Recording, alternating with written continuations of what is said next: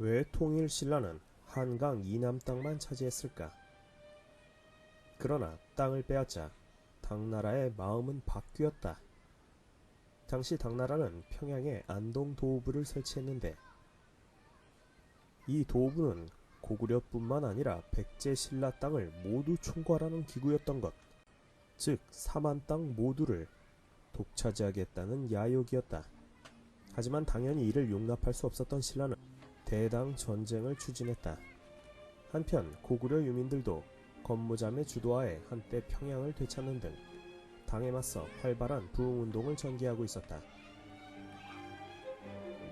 그러니 자연스레 신라와 고구려 부흥군은 손을 잡고 당을 축출하기 위한 연합작전을 전개하게 되었다. 그리고 675년 나당전쟁 최대의 격전이라 할 수 있는 매소성 전투에서 신라는 당군을 격파하는 전과를 거두고, 매소성은 현재 경기도 연천 지역에 있다.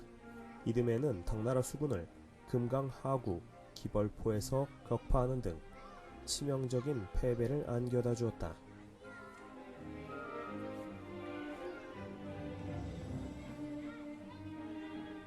(676년경) 당나라는 안동도읍을 평양에서 요동성으로 옮기며 삼한 땅 내의 영유권을 사실상 포기하기에 이른다.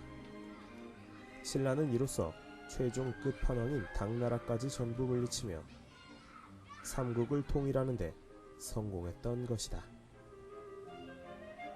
하지만 이 당시 상황을 정확히 이해할 필요가 있다. 실제로 신라는 한강 이북 지역조차 제대로 장악하지 못했기 때문이다. 7세기 후반 신문왕 때 개편한 구주 오소경이나 이때 설치된 군사 행정 조직을 보면 쉽게 확인할 수 있다. 당시 신라가 최북방으로 생각하던 서북쪽 국경지역인 한주는 현재 경기도 광주 이천 여주 일대였던 것이다. 그렇다면 왜 신라는 한강 이남 지역만을 영위할 수밖에 없었을까? 애초에 신라가 당과 동맹을 맺은 것은 그 목적이 삼국통일이 아니라 단지 자국의 생존 전략에 있었기 때문이다. 삼국통일 이후에도 신라는 백제와 고구려의 옛 영토를 모두 차지할 의사가 없었다. 물론 당시 신라에겐 그럴 만한 능력도 없었다. 오히려 신라로서는 한강 이남 지역에 대한 영유권을 확보한 것만으로도 큰 수확이었던 셈이다. 신라는 대동강 이남 지역을 어떻게 차지할 수 있었나?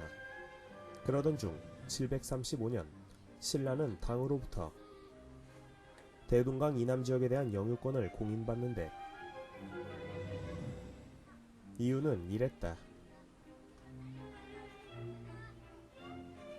당시 만주 지역에는 새롭게 발해라는 나라가 성장하고 있었다.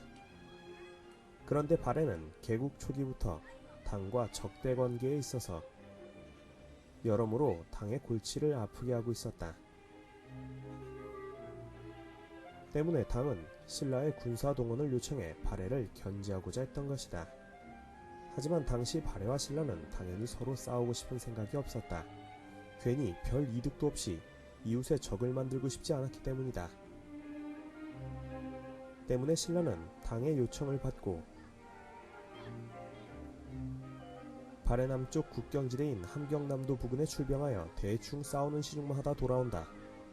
발해 역시 싸우는 신용만 했다. 하지만 이러한 공로로 신라는 당으로부터 예전에 약속했던 대동강 이남에 대한 영유권을 공식적으로 인정받을 수 있게 되었던 것이다. 어쨌든 신라는 성도광 34년인 735년에 이르러서야 비로소 대동강에서 원산만까지 국경선을 설정할 수 있었던 것이다. 다만 대동강 이북에 위치했던 평양은 이 시기까지도 아직 신라의 영토가 아니었다. 그렇다면 당시 평양의 주인은 평양은 그냥 폐허 속의 허허벌판이었다.